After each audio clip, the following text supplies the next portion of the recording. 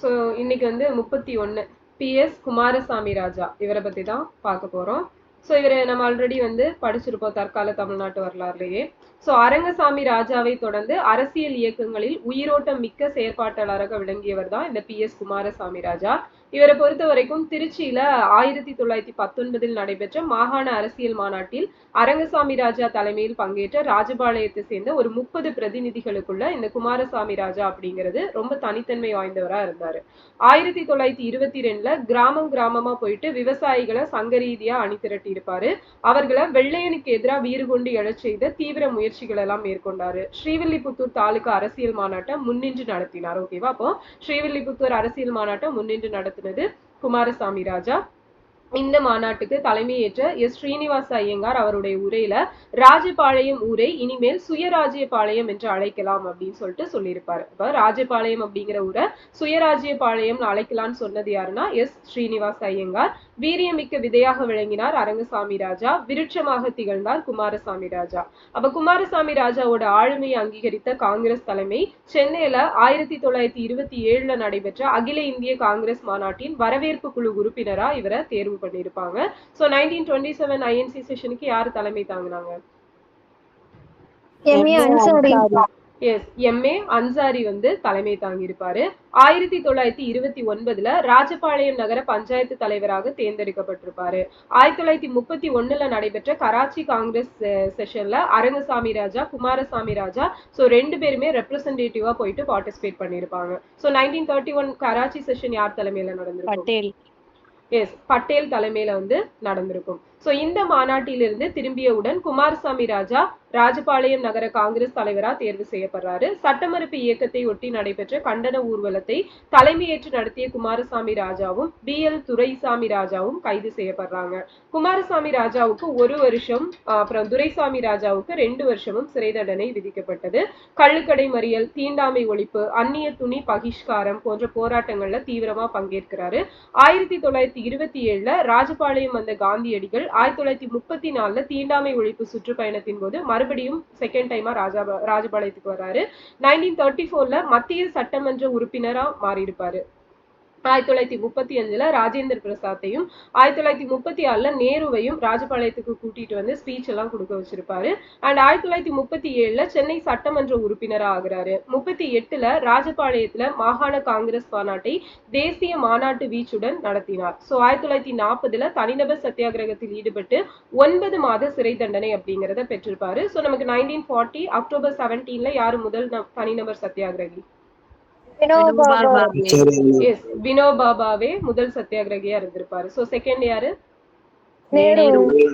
Nehru. Third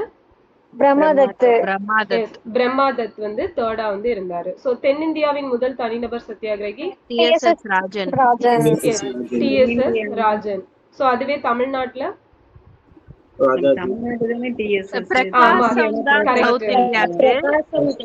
தமிழ்நாட்டுக்கு TSS, south இந்தியாவுக்கு வந்து பிரகாசம். ஓகேவா? சோ சவுத் இந்தியாவுக்கு வந்து பிரகாசம். சோ சவுத் இந்தியா அப்படின்னா பிரகாசமா இருக்குன்னு ஞாபகம் வச்சுக்கோங்க. தமிழ்நாட்டுக்கு வந்து ராஜன். ஓகேவா? சோ தமிழ்நாட்டுக்கு ராஜாவா இருந்தாரு அப்படின்னு ஞாபகம் வச்சுக்கலாம். ஓகே, சோ மறக்காதீங்க, மாத்தக்கூடாதுன்னு. ஓகே, சோ நெக்ஸ்ட் பார்த்தோம் அப்படின்னா 1940 குரூப்ல போட்டிருக்கீங்களா மேம்? எதுங்க? இந்த இருக்குதுங்க, இது குரூப்ல இருக்குது. ஆமா, இதே எடுத்துக்கலாம். ஆமா, இதே போட்டுக்கோங்க. சோ 175 தமிழ்நாடு லீடர்ஸ் அப்படின்னு சொல்லிட்டு அதோட பேர் இருக்கும். அந்த ஃபைல்ஸ்ல போய் பாத்தீங்கன்னா இருக்கும், அதை எடுத்துக்கோங்க.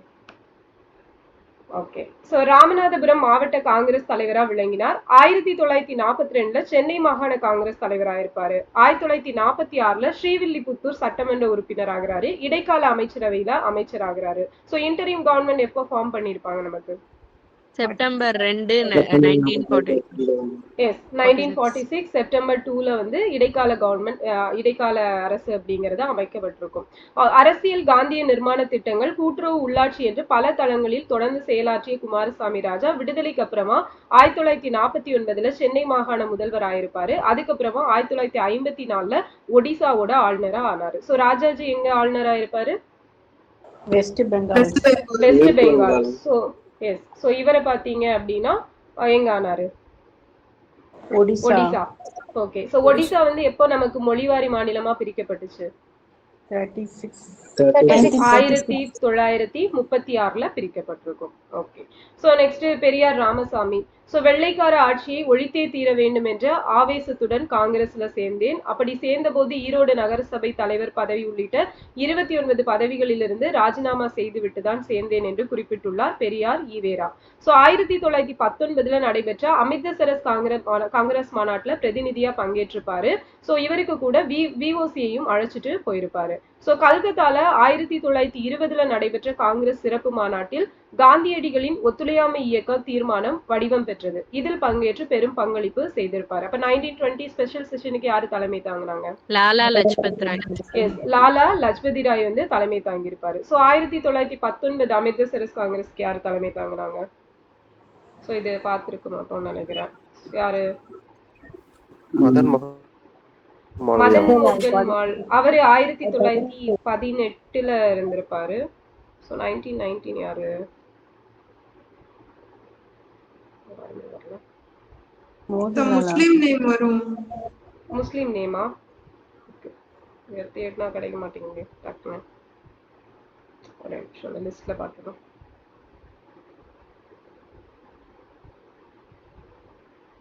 ஆயிரத்தி 1919 மோதிலால் நேரு தான். ஓகேவா? சோ மோதிலால் நேரு தான் தலைவரா இருந்திருக்காரு 1929லயும் இது 28ல. Okay, super. சோ 28 எது புரியல? அமிர்தசரஸ்ல நடந்துச்சு. ஆமா, அமிர்தசரஸ். ஓகேவா? சோ 1919 அமிர்தசரஸ். அப்ப ஞாபகம் வச்சுக்கோங்க, மோதிலால் நேரு இதுலயே இருந்திருப்பாரு 1928. சோ இனிமேல் இதையும் ஞாபகம் வச்சுக்கலாம். சோ நெக்ஸ்ட் பாத்தீங்க அப்படின்னா, ஒத்துழையாமையை தனது உயிர் கொள்கையாக கொண்டார். ஒத்துழையாமை முடிவுகளில் நீதிமன்ற புறக்கணிப்பு முக்கியமானது. பிறருக்கு கடன் கொடுத்த வகையில் திருப்பி வரவேண்டிய தொகைக்கு நீதிமன்றம் செல்வதை தவிர்த்தார். சேலம் சி விஜயராகவாச்சாரியார் அத்தொகையை நீதிமன்றம் மூலம் மீட்க நுட்பமான மாற்று ஆலோசனைகளை வழங்கியும் பிடிவாதமா மறுத்துட்டாரு. சோ இதனால மிக பெரும் தொகையை அந்த காலத்திலே இழந்தாராமா. 1925 காங்கிரஸை விட்டு வெளியேறிய பிறகும் ஒத்துழையாமையே மருந்து என்ற தலையங்கம் எழுதினார். சோ இது எந்த காங்கிரஸ் செஷன்ல இருந்து வெளியே வருவாரு? எங்க நடந்த மாநாடு? காஞ்சிபுரம் மாநாடு. இதுக்கு யாரு தலைமை தாங்கி இருப்பாங்க? திருவிக வந்து தலைமை தாங்கி இருப்பாரு. அப்ப கதர் துணிகளை தனது தோளில் சுமந்து ஊர் ஊராக சென்று கடை விரித்து பிரச்சாரம் செய்து மக்களை கதர் மயமாக்க இரவு பகல் பாராது உழைத்தார். சோ கல்லிறக்கி கொள்ள தனது இவர் இந்த மீட்டிங் விட்டு வெளில வரும்போது காங்கிரஸ் ஒரு செயலாளரா இருந்திருக்காரு. எங்க எதுல? இந்த காஞ்சிபுரம் மீட்டிங்ல வெளில வருவார்ல, அப்போ வந்து காங்கிரஸ் செயலாளரா இருந்திருப்பாரு. ஓகே. சோ இப்போ இதுல செயலாளரா இருந்தாரு. அதுக்கப்புறம் அங்கிருந்து வெளியே வந்துடுறாரு. சோ கல் இறக்கி கொள்ள தனது தோட்டத்தில் இருந்த தென்னை மரங்களை குத்தகைக்கு விட்டிருந்தார். காந்தியடிகள் அறிவித்த மதுவிலக்கு கொள்கையை குத்தகைதாரரிடம் எடுத்து சொல்லியும் எடுபடாத சூழல்ல ஒரே நாள்ல 500க்கும் மேற்பட்ட தென்னை மரங்களை வெட்டி வீழ்த்தி இருக்காரு.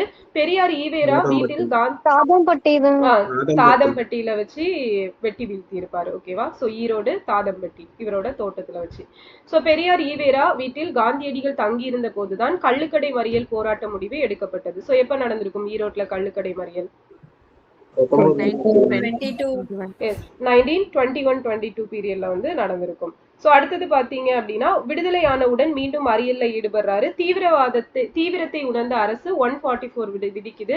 அதையும் மீறி போராடி மீண்டும் கைதானார். எக்கு போன்ற உறுதியுடன் அஞ்சாமை என்ற ஆயுதம் தாங்கி பின்விளைவுகளை பற்றி கிஞ்சிற்றும் கவலைப்படாமல் போர் குணத்துடன் களமிறங்குவதுதான் அவரோட தனித்தன்மை. கோவில் அருகில் உள்ள சாலைகளில் தீண்டத்தகாதோர் நடக்கக்கூடாது அப்படிங்கிற அநீதிக்கு எதிராக வைக்கத்துல வலிமை மிக்க போராட்டம் நடத்தி இருப்பாரு. சோ எப்ப வைக்கம் போராட்டம் ஸ்டார்ட் ஆச்சு?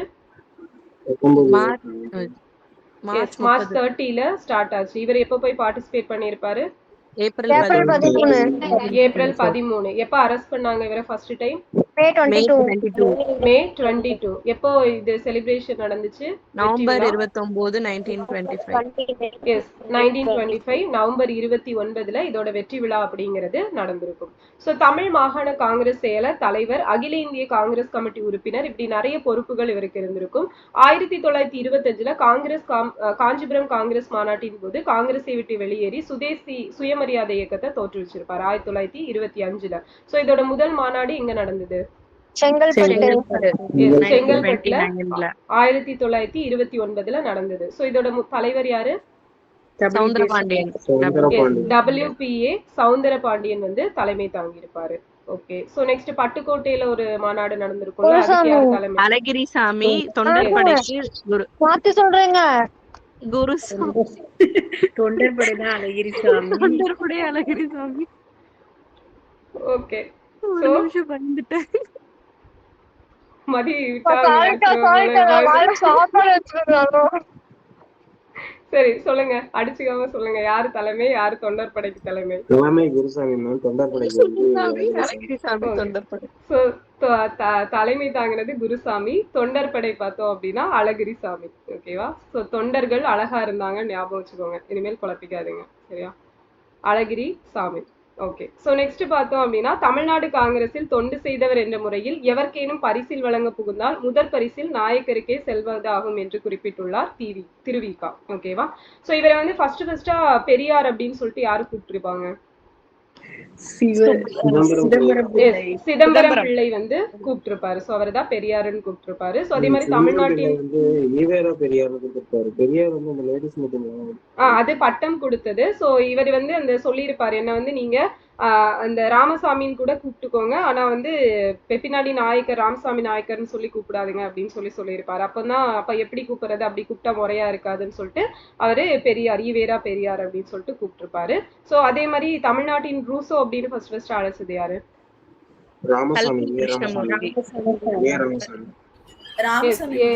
ராமசாமி முதலியார் வந்து கூப்பிட்டிருப்பாரு. ஓகே. அடுத்தது பாத்தீங்க ஓகே. சோ வே சாமிநாத சர்மா. ஓகேவா? ஆல்ரெடி ஒரு சர்மா பார்த்திருப்போம். சோ இவர் வந்து சாமிநாத சர்மா. அஹிம்சை வழி புரட்சி பாதை என்ற எம்முறையில் நடைபெறுகிற உரிமை போராட்டங்களுக்கும் அடிப்படையில் தேவைப்படுவது அரசியல் அறிவு, சமுதாய பார்வை, தியாக உணர்வு. இம்மூன்றும் இந்திய விடுதலை போராட்டத்தில் புத்தகங்கள் மூலமாக மட்டும்தான் கிடைக்கப்பெற்றன. அத்தகைய உலக அளவிலான அரசியல் அறிவு செல்வத்தை அக்காலத்திலேயே நூல் வடிவில் அரிதின் முயன்று படைத்து தந்தவர் தான் இந்த சாமிநாத சர்மா. சோ சர்மாவோட முதல் அரசியல் நூல் என்னன்னு பாத்துக்கோங்க, லோகமானிய திலகர் அப்படிங்கிறது. இது 1918 வெளியாச்சு. ஏப்ரல் 1919 அல்லது பஞ்சாப் படுகொலை என்று இவரது இரண்டாவது நூல் ஜாலியன் வாலாபாக் சம்பவம் நடந்த சில மாதங்களுக்குள் 1920 வெளிவந்தது. சோ 2 நூல்களுக்கும் முன்னுரை எழுதினது யாருன்னு பாத்தீங்கன்னா திருவிக முன்னுரை எழுதியிருப்பார். அப்ப ஃபர்ஸ்ட் நூல் வந்து லோகமானிய திலகர், ரெண்டாவது நூல் பாத்தீங்க அப்படின்னா ஏப்ரல் 1919 அல்லது பஞ்சாப் படுகொலை அப்படிங்கிற தலைப்புல எழுதப்பட்டுச்சு. சோ சர்மா எழுதிய முசோலினி, ஹிட்லர், அபிசீனிய சக்கரவர்த்தி, ஸ்பெயின் குழப்பம், செக்கோஸ்லோவியா, அதுக்கப்புறம் கமால் அத்தாதுர்க், பாலஸ்தீனம் உள்ளிட்ட முக்கிய அரசியல் நூல்கள் 1930 வெளிவந்தன. பெடரல் இந்தியா, சமஸ்தான இந்தியா, இந்தியாவின் தேவை, காந்தியும் ஜவஹரும் உள்ளிட்ட 11 அரசியல் பிரசுரங்கள் அதே காலத்துல வெளியாயிருக்கும். சோ ரூசோ, சமுதாய ஒப்பந்தம், மாஜியின் வாழ்க்கை வரலாறு, பிளேட்டோவின் அரசியல் போன்ற சர்மாவோட பல ஆழமான நூல்கள் வாசகர்களுக்கு அடிப்படை அரசியல் அறிவை ஊட்டுச்சு. ரூசோ அமெரிக்க புரட்சிக்கும் பிரெஞ்சு புரட்சிக்கும் விதை போட்டவர் என்பதை தனது நூலில் விரிவாக விளக்கியுள்ளார். 1939 காந்தியடிகளின் 70வது பிறந்த தினத்தை ஒட்டி டாக்டர் எஸ் ராதாகிருஷ்ணன் தொகுத்த உலக தலைவர்களின் கட்டுரைகள் அடங்கிய மகாத்மா காந்தி என்ற காலப்பெட்டகம் போன்றதொரு நூலை தமிழில் மொழிபெயர்த்தார் சர்மா. இத்தமிழ் நூலை பர்மாவில் இருந்த புதுமலர் நூற்பதிப்பு கழகத்தார் 1941 பப்ளிஷ் பண்ணியிருப்பாங்க. சோ கால்மார்க்ஸ் எனும் மார்க்ஸ் வாழ்க்கை வரலாற்று நூலை 1943 படுத்த படுக்கையா இருந்தப்ப எழுதியிருக்காரு.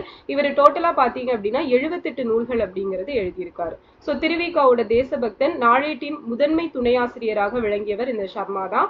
அதுக்கப்புறமா திருவிகாவோட நவசக்தி இதழை தொடங்கிய போதும் அதோட துணை ஆசிரியரா இருந்திருப்பாரு. டி பிரகாசம் நடத்திய ஸ்வயராஜ்யா, சோ இந்த ஸ்வராஜ்யா இதுலயும் பணியாற்றினார். ரங்கூனில் இருந்த காலத்தில் ஜோதி அப்படிங்கிற ஒரு மாத இதழை வந்து நடத்திட்டு இருந்தார். எங்க இருந்தப்ப? ரங்கூன்ல இருந்தப்ப ஜோதி அப்படிங்கிற மாத இதழை நடத்தினாரு. சோ ஜோதி இதழுக்கு பண்டித நேரு வந்து வாழ்த்து கடிதம் அனுப்பினார். அதிக பக்கங்களை கொண்ட இவ்விதழில் ஏராளமான அரசியல் கட்டுரைகள் இடம்பெற்றன. 5 ஆண்டு காலம் வந்து ஜோதி பெரும் வரவேற்பை பெற்றிருந்தும் போர் காரணமாக நின்றது. பின்னர் A.K. ஷெட்டியாரின் குமரிமலர் இதழின் ஆசிரியரானார். பகத்சிங் இறந்த சூழலில் சர்மா எழுதிய பானபுரத்து வீரன், ஓகேவா, பானபுரத்து வீரன் அப்படிங்கிற நாடகம் பகத்சிங் இறந்தப்ப இவர் எழுதியிருக்காரு. சோ பார்வையாளர்களின் ரத்தத்தை சூடேற்றியது. சர்மாவோட எழுத்துக்கள் விடுதலை போர்க்களத்தில் தூவப்பட்ட வீரிய விதைகள். அப்ப இவர் யார் யாரை பத்தி எல்லாம் எழுதியிருக்காருன்னு பாத்துக்கோங்க, நல்லா எல்லாமே இம்பார்ட்டண்டா தெரியுது. ஓகேவா?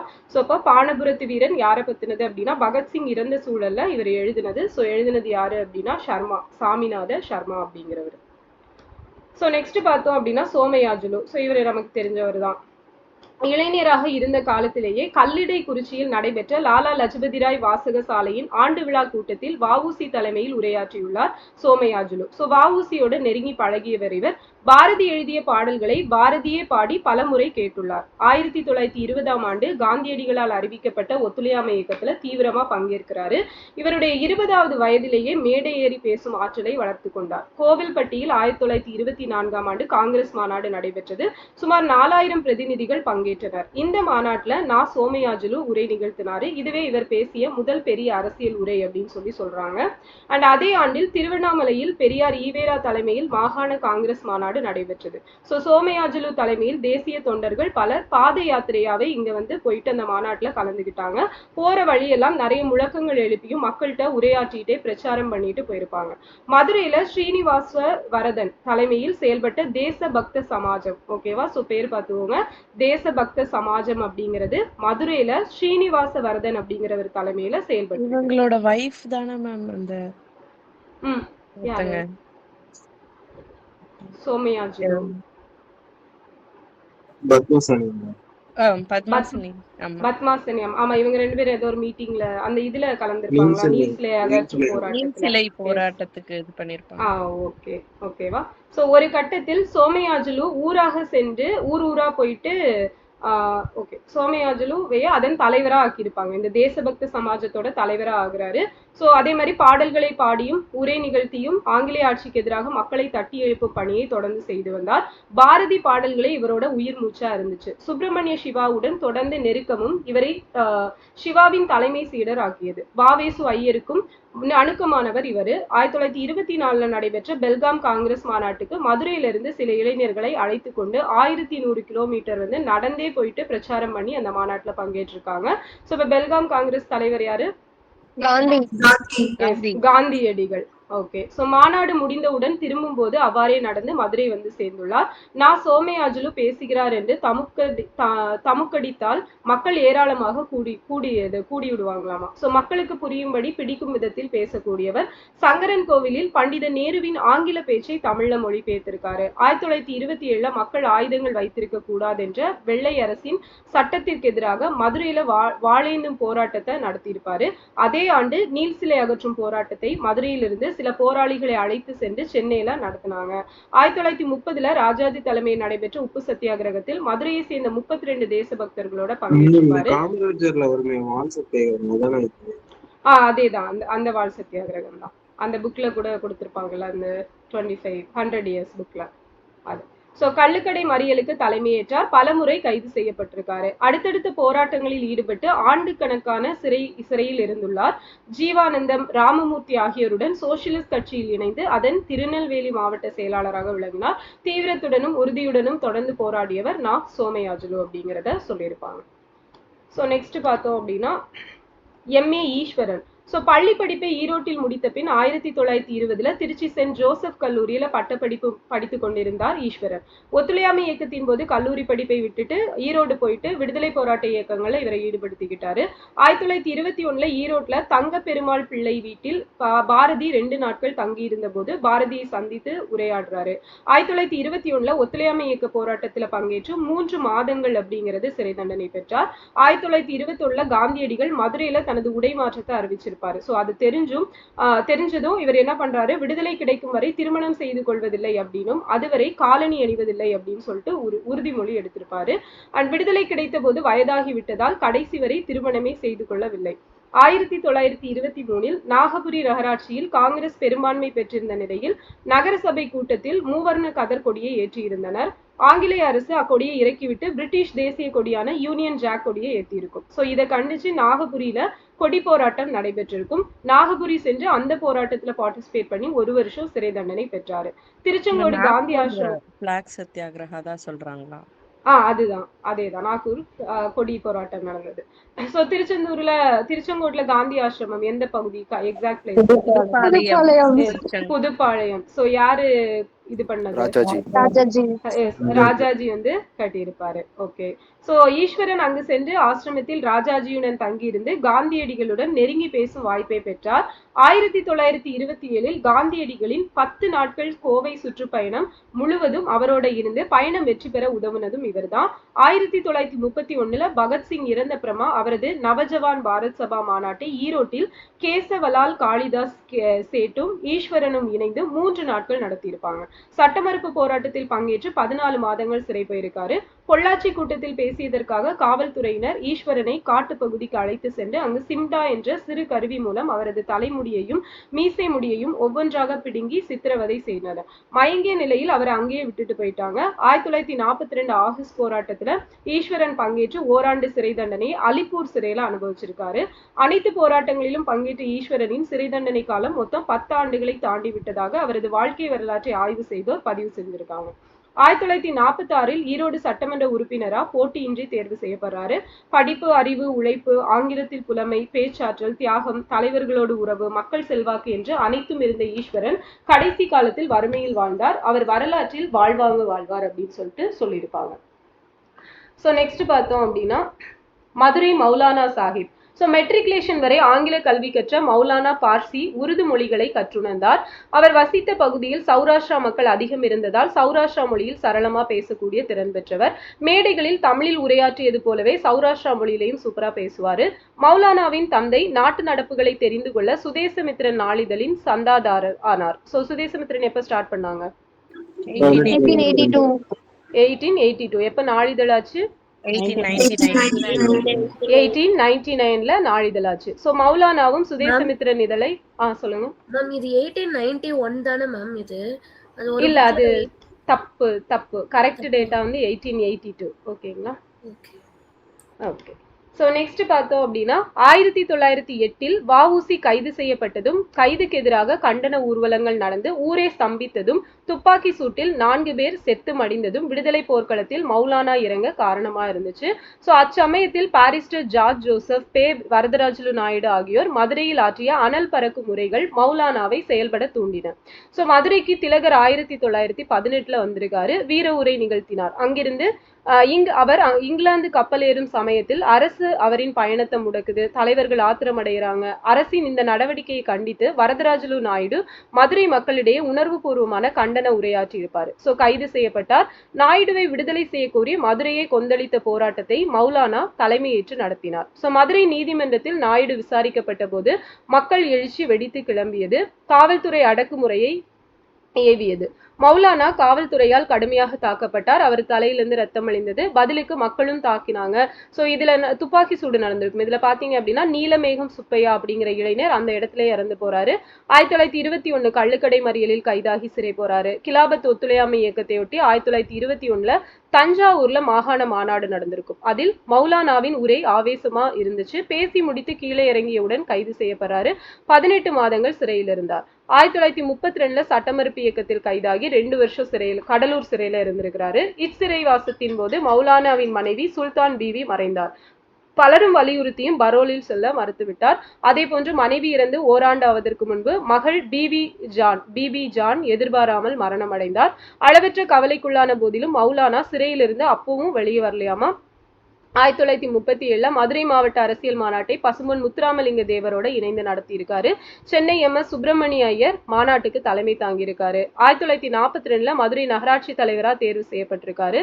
சோ உறுதிமிக்க போராளி மௌலானா அப்படின்னு சொல்லிட்டு சொல்றாங்க. சோ நெக்ஸ்ட் பார்த்தோம் அப்படின்னா TSS ராஜன். சோ பர்மாவில் மருத்துவராக இருந்த TSS ராஜன் மேல் படிப்புக்காக லண்டன் போறாரு. லண்டனில் இந்திய புரட்சியாளர்களோட உறைவிடமா விளங்கிய இந்தியா ஹவுஸில் தங்கி படித்தார். சோ இந்தியா ஹவுஸ் எப்ப யார ஆரம்பிச்சாங்க? 1905 ஷாம் பிரகாஷ் முகர்ஜி. ஷாம்ஜி கிருஷ்ணன். ஷாம்ஜி ஓகே, கிருஷ்ணா ஸோ 1905 ஷாம்ஜி கிருஷ்ணவர்மா வந்து ஸ்டார்ட் பண்ணியிருப்பாரு. ஸோ தென்னாப்பிரிக்காவிலிருந்து லண்டன் வந்த காந்தியடிகளை இந்தியா ஹவுஸுக்கு வாவேசு ஐயர் அழைத்திருந்தார். அங்கு காந்தியடிகளை பார்க்கவும் பழகவும் அவரின் உரை கேட்கவும் ராஜனுக்கு வாய்ப்பு கிடைத்தது. ஸோ லண்டன்ல சுதந்திர இந்திய சங்கம் அப்படிங்கிற அமைப்போட செயல்பாட்டாளரா இருந்திருப்பாரு. ஜான்சி ராணியோட வரலாற்றை மகாகவி பாரதியை ஆசிரியராக கொண்டு புதுவையிலிருந்து வெளிவந்த இந்தியா இதழ்ல இவர் வந்து ஒரு தொடரா வந்து எழுதியிருப்பாரு. வாவேசு ஐயரோட வாழ்வும் பணியும் குறித்து ஒரு நூல் எழுதியிருக்காரு. கர்சன் வில்லி என்ற ஆங்கிலேய அதிகாரியை மதன்லால் திங்கரா என்ற இந்திய இளைஞன் லண்டன்ல 1909 சுட்டு கொன்னுறாரு. சிறையில் அடைக்கப்பட்டிருந்த மதன்லாலை துணிச்சலுடன் சிறையிலேயே சந்தித்து அவருக்காக வழக்குரைஞர் வைத்து வாதாட விரும்புவதாக தெரிவித்தார். பட் அவர் வந்து மறுத்துறாரு. இந்தியா திரும்பிய ராஜன் மருத்துவ பணியுடன் காங்கிரஸ் இயக்க பணிகளை செய்து வந்தார். 1915 சென்னை வந்த காந்தியடிகளை ரயில் நிலையத்தில் வரவேற்றவர்களில் ராஜனும் ஒருவர். ராஜன் மீது காந்தியடிகளுக்கு ஏற்பட்ட நன்மதிப்பால் அவரை தன்னுடன் வந்து ஆசிரம பணிகள்ல ஈடுபட கூப்பிடுறாரு. பட் அவரோட ஃபேமிலி சிச்சுவேஷன்னால அவர் அங்க போகல. 1921 வேல்ஸ் இளவரசர் வருகை எதிர்த்த போராட்டத்தில் முன்னின்று பங்கேற்றார். ஸோ நம்ம 1921 கனாட் கோமகன் வந்திருப்பாரு. 22 வந்து வேல்ஸ் வந்து வந்திருப்பாரு. அண்ட் கள்ளுக்கடை மறியல் போராட்டத்தில் ஈடுபட்டு சிறை போறாரு. 1921 காந்தியடிகள் தமிழகம் வந்தபோது அவரு கூட சேர்ந்து சுற்றுப்பயணம் எல்லாம் போயிட்டு அவரோட உரைகளையும் தமிழ்ல மொழிபெயர்த்திருப்பாரு. அதே வருஷத்துல காந்தியடிகள் மீண்டும் தமிழகம் வந்த போதும் அனைத்து கூட்டங்களிலும் அவரோட உரைகளை மொழிபெயர்த்தவர் யாருன்னா TSS ராஜன் தான். சுற்றுப்பயணத்தின் போதுதான் தாழ்த்தப்பட்டவர்கள் குற்றால அருவியில் குளிக்க அனுமதிக்கப்படும் வரை நானும் அதுல குளிக்க மாட்டேன் அப்படின்னு காந்தியடிகள் சொல்றாரு. அவ்வாறு தீண்டாமை நிலவியதை காந்தியடிகளிடம் ராஜன் தெரிவித்திருந்தார். சோ கோவை சிறையில் ராஜன் இருந்தப்ப அவரோட அப்பா இறந்துட்டாரு. இவர்கிட்டையும் நிறைய பேர் சொல்றாங்க. பட் இவர் வந்து பரோல்ல வெளியே போயிருக்க மாட்டாரு. நாகபுரியில் நடைபெற்ற கொடி போராட்டத்துல பங்கேற்றார். சோ இவரும் அந்த நாக்பூர் பிளாக் ப்ரொடெஸ்ட்ல பார்ட்டிசிபேட் பண்றாரு. அங்க போயிட்டு அரெஸ்ட் ஆகி 1 வருஷம் சிறையில இருக்கிறாரு. 1930 ராஜாஜி தலைமையில் வேதாரண்யம் நோக்கி புறப்பட்ட உப்பு சத்தியாகிரக குழு திருச்சியில ராஜனோட இல்லத்தில் இருந்துதான் பயணத்தை தொடங்கியது. சோ யார் வீட்டுல போயிட்டு டிஸ்கஸ் பண்ணுவாங்க? என்னமார் வீட்டுல டிஸ்கஸ் பண்றாங்க. யாரோட வீட்டுல முடிச்சிருப்பாங்க? வேதரத்னம் பிள்ளை. வேதரத்னம் பிள்ளை வீட்டுல முடிச்சிருப்பாங்க. எஸ், அகஸ்தியம் பள்ளியில. சோ நெக்ஸ்ட் வேதாரண்யத்துல ராஜாஜி கைது செய்யப்பட்டவுடன் ராஜா சத்தியகிரகம் செய்து கைதானார். 1934 மத்திய சட்டசபை தேர்தல்ல போட்டியிட்டு வெற்றி பெறாரு. 1937 ராஜாஜி அமைச்சரவையின் சுகாதாரத்துறை அமைச்சரா இருப்பாரு. லண்டன் இந்தியா ஹவுஸில் உருவான விடுதலை போராட்ட தமிழக ஆளுமைகள்ல ராஜனும் ஒருத்தர் அப்படின்னு சொல்லிட்டு சொல்லியிருப்பாங்க. ஸோ நெக்ஸ்ட் பார்த்தோம் அப்படின்னா பாரதிதாசன். ஸோ தனது உடற்பயிற்சியாளரான வேணு நாயக்கரின் திருமண நிகழ்வில் பாரதிதாசன் வீர சுதந்திரம் வேண்டி நின்றார், பின்னர் வேறொன்று கொள்வாரோ அப்படின்னு சொல்லிட்டு பாரதியின் பாடலை பாடியிருப்பாரு. மகாகவி பாரதியரும் அந்நிகழ்வில் உள்ளார் என்பதை தெரியாமலே இவர் பாடியிருப்பாரு. ஸோ இவங்களோட ஃபர்ஸ்ட் மீட்டிங் பார்த்தீங்க அப்படின்னா இங்கே தான் நடந்துச்சு. புதுவைக்கு வந்த கோகலே, திலகர், CR தாஸ், காந்தியடிகள் முதலிய தேசிய தலைவர்களை பார்த்தாரு பாரதிதாசன். மகாகவி பாரதியார், அரவிந்தர், வாவேசு ஐயர், வஉசி, ஸோ இவங்க கூட ரொம்ப வருஷம் நெருங்கி பழகியிருப்பாரு. அரவிந்தர், வாவேசு ஐயர், பாரதி ஆகியோர் ஓயாமல் பேசிக் கொண்டிருப்பார். அவர்கள் பேச்சில் அடிபடாத செய்தி எதுவுமே இல்லை. நான் அருகில் அமர்ந்து அவர்கள் பேசுவதை கேட்டு கேட்டு எவ்வளவோ தெரிந்து கொண்டேன். இப்புரட்சிக்காரர்களின் பேச்சை கேட்டு இளைஞனான என் உள்ளத்திலும் அப்போது தேசிய உணர்வும் புரட்சி கருத்துகளும் வேர்விட தொடங்கின. இவரு அதை பத்தி எழுதியிருக்காரு. காந்தியடிகளை பற்றி பல பாடல்கள் பாடியுள்ளார். சிறையினீர் காந்தி எண்ணல் செகமெல்லாம் அன்னோன் பேச்சு அப்படின்னு தொடங்கும் பாடலை காந்தியடிகள் 1923 எரவாடா சிறையில இருந்தப்ப எழுதியிருக்காரு. மனிதரில் மிக்கோன் காந்தி மகாத்மா என்றும் தனக்கென அன்றி சகத்துக்கே வாழும் வீரன் என்றும் காந்தியடிகளை விதந்தோதியுள்ளார். லாலா லஜபதி ராய் 1923 நோய்வாய்ப்பட்டிருந்த போது காளை இளங்கண்ணியருக்கு தோளும் கற்பும் கதியற்ற நாட்டினுக்கு கண்ணும் போன்றான் அப்படின்னு சொல்லிட்டு அவரை பத்தி எழுதியிருப்பாரு. போட்ட திட்டம் விடவில்லை, திலகன் மட்டும் பொழுதெல்லாம் பொதுவுக்கே உழைத்தான் என்று திலகரை போற்றி எழுதியுள்ளார். இவ்வாறே அரவிந்தர், வஉசி, வாவேசு ஐயர், சோமசுந்தர பாரதி இந்த மாதிரி எல்லார பற்றியும் எழுதியிருப்பாரு. வஉசியை பற்றி திக்கெல்லாம் திருட வந்த சிவந்த தோல் பரங்கியரின் பல்லுடைப்பதை போல அவர் கல்லுடைத்ததாகவும் வெள்ளைக்காரரின் மண்டையை பிழிவோம் என்று மனதில் எண்ணி எண்ணி செக்கிழுத்ததாகவும் புனைந்துரைத்திருக்கிறார் புரட்சி கவிஞர். ஆய்வாளர் பேசுமணி பாரதி புகழ்பாடும் கவிதைகளில் எவரும் பாரதிதாசன் சொட்ட சிகரங்களை தொடவில்லை அப்படின்னு எழுதியிருப்பாரு. காங்கிரஸ் கட்சி பற்றிய சில கவிதைகள் எழுதியுள்ளார். அதுக்கப்புறம் தேச மகாமன்றம், 30 முக்கோடி மாந்தர், கருத்தில் முளைத்த பெருந்தெய்வம், சத்திய மன்றம், உத்தம மன்றம், ஸோ இந்த மாதிரி எல்லாம் காங்கிரஸை வர்ணிச்சிருப்பாரு. விடுதலை பற்றி சுதந்திரம் பெற்றவர் எவ்வவரேனும் அன்னவர் தேவர்கள் ஆவர் என்பது போன்ற வீரியமிக்க வரிகளை கொண்ட பல பாடல்களை எழுதியுள்ளார். ஆஷ் கொலை வழக்கில் இருந்த மாடசாமியை நாடு தொழும் ஊழியர் என்றார். கதர் பற்றிய இவரது பாடல்கள் தனித்து சுட்டத்தக்கவை. சோ இதுலதான் ஆஷ் கொலை வழக்குல இருந்த மாடசாமியை என்னன்னு சொல்லியிருக்கிறாரு, நாடு தொழும் ஊழியர் அப்படின்னு சொல்லி பாரதிதாசன் சொல்லியிருக்காரு. 1911 இருந்து 37 வரை பாடல்கள் எழுதியும் களத்தில் இறங்கியும் இந்திய விடுதலையை வேண்டி நின்றார் அப்படின்னு சொல்லியிருப்பாங்க. சோ பாரதிதாசன் அவருதான் வந்து வரதராஜரோட வாழ்க்கை வரலாறு வந்து தேசிய சங்கநாதம் அப்படிங்கிறது. ஆமா, அத வந்து அவரு ஆய்வும் பண்ணியிருப்பாரு. சோ அதே போல பாத்தீங்க அப்படின்னா பாரதிதாசனுக்கு எந்த நூலுக்கு சாகித்ய அகாடமி விருது கிடைச்சது? பிசிராந்தையார். எந்த வருஷம்? 1969 கிடைச்சிருக்கும். அடுத்தது கடலூர் அஞ்சலை அம்மாள். சோ நமக்கு ரொம்ப முக்கியமானவங்க. பெண்கள் அரிதாக சுதந்திர போராட்டத்தில் பங்கேற்ற இருண்ட காலகட்டத்தில் மக்கள் சேவகர் அப்படின்னு அழைக்கப்படக்கூடியவங்க. சோ இறங்கியவர் கடலூர் அஞ்சலை அம்மாள். 1921 கடலூர் வந்திருந்த காந்தியடிகளின் உரையை கேட்டு பொது வாழ்வுல வந்து நுழைந்தவர். சென்னை மவுண்ட் ரோட்டில் இருந்த ஆங்கிலேய ராணுவ அதிகாரி நீலனும் கொடியவனின் சிலையை அகற்றும் போராட்டம் சோமயாஜுலு தலைமையில 1927 நடைபெற்றது. அதுல பங்கு பெற்று சிறை சென்றவர். அவருடன் அப்போராட்டத்தில் பங்கேற்று அவரோட மகள் அம்மா கண்ணு சிறுமியர் சிறையில் 4 ஆண்டுகள் வைக்கப்பட்டிருந்தார். சோ அதே போல அடுத்த நாள் அதே போராட்டத்தில் பங்கேற்ற அஞ்சலை அம்மாளின் கணவர் முருகப்பனும் சிறை புகுந்தார். சிறை பீண்ட அம்மா பொண்ணுவை காந்தியடிகள் வார்தா ஆசிரமத்திற்கு அழைத்து வந்து லீலாவதி அப்படின்னு சொல்லிட்டு பெயரிட்டு அங்கேயே தங்க வச்சிருப்பாரு. பேச்சாற்றல் மிக்க அஞ்சலை அம்மாள் ஊர் ஊராக சென்று மக்களிடையே விடுதலை உணர்வை தட்டி எழுப்பினார். சென்னையில தடை செய்யப்பட்டிருந்த காங்கிரஸ் மாநாட்டில் பங்கேற்பதற்காக அஞ்சலை அம்மாளும் அவரால் அழைத்து செல்லப்பட்ட மகளிர் பலரும் கைது செய்யப்படுறாங்க. 1930 சென்னை சோழிங்கநல்லூர் நடைபெற்ற உப்பெடுக்கும் போராட்டத்தில் பங்கேற்று 3 மாத சிறை தண்டனை பெற்றாங்க. ஓகேவா, சோழிங்கநல்லூர்ல. அடுத்தது 1931 கடலூரில் நடைபெற்ற உப்பெடுக்கும் போராட்டத்தில் பங்கேற்று 6 மாத சிறை தண்டனை பெறாங்க. கடலூர் போராட்டத்தில் கணவர் முருகப்பனும் பங்கேற்று 6 மாத சிறை தண்டனை பெற்றாங்க. சோ வேலூர் போராட்டம். வேலூர் பெண்கள் சிறையில் அடைக்கப்பட்ட அஞ்சலை அம்மாள் அப்போது 6 மாத கர்ப்பிணி. 4 மாத சிறைவாசத்துக்கு பிறகு பிரசவத்துக்காக 1 மாத பரோல்ல வெளிவராங்க. அவங்களுக்கு ஆண் குழந்தை பிறந்தது. சோ அந்த குழந்தைக்கு ஜெயில் வீரன் அப்படின்னு பெயரிட்டிருப்பாங்க. 15 நாள் பச்சை கை குழந்தையோட மீண்டும் சிறைக்கு போறாங்க. கள்ளுக்கடை மறியலுக்காக 9 மாதங்கள் பெல்லாரி சிறையிலும் அந்நிய துணி எதிர்ப்பு போராட்டத்துக்காக 6 மாதங்கள் சென்னை சிறையிலும் இருந்துள்ளார். சோ 1936 தென்னார்காடு ஜில்லா கவுன்சில் உறுப்பினரானாரு. 37-46 கடலூர் தொகுதி சட்டமன்ற உறுப்பினரானாங்க. 1940 தனிநபர் சத்தியாகிரகத்துல ஈடுபட்டு 6 மாதங்கள் கண்ணனூர் சிறையில அடைக்கப்பட்டாங்க. 1941 தடுப்பு காவல் சட்டத்தின் கீழ் 18 மாதங்கள் வேலூர் சிறையில அடைக்கப்பட்டிருந்திருப்பாங்க. தமிழக சிறைக்குள் அடைத்தால் எழுச்சி ஏற்பட வாய்ப்புள்ளதாக தெரிவித்து கண்ணனூர் சிறையில் அடைக்க நீதிபதியை போலீசார் வேண்டினர். கண்ணனூர் சிறையில் அடைக்க அவரும் உத்தரவு கொடுக்கிறாரு.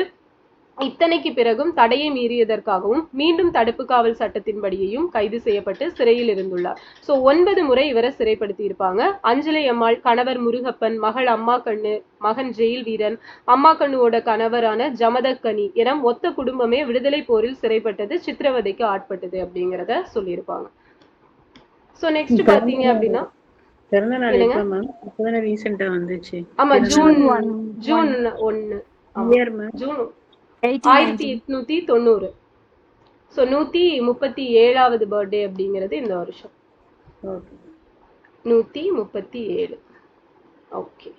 சோ நெக்ஸ்ட் பார்த்தோம் அப்படின்னா கேப்டன் லக்ஷ்மி செகல். சோ லக்ஷ்மியின் தந்தை சுவாமிநாதன் சென்னை உயர்நீதிமன்ற வழக்கறிஞரா விளங்கினார். தாய் அம்மு சுவாமிநாதன் காங்கிரசின் தீவிர ஊழியர். சோ அம்மு சுவாமிநாதன் 2 முறை நாடாளுமன்ற உறுப்பினர் என பல அரசியல் பொறுப்புகள் வகித்தவர். 1928 14 வயதில் தாயாருடன் கல்கத்தா காங்கிரசுக்கு சென்ற லக்ஷ்மி நேதாஜியையும் பிற தலைவர்களையும் பார்த்துள்ளார். சோ 1928 ஐஎன்சி செஷன் யார் தலைமையில? மோதிலால் நேரு தலைமையில நடந்திருக்கும்.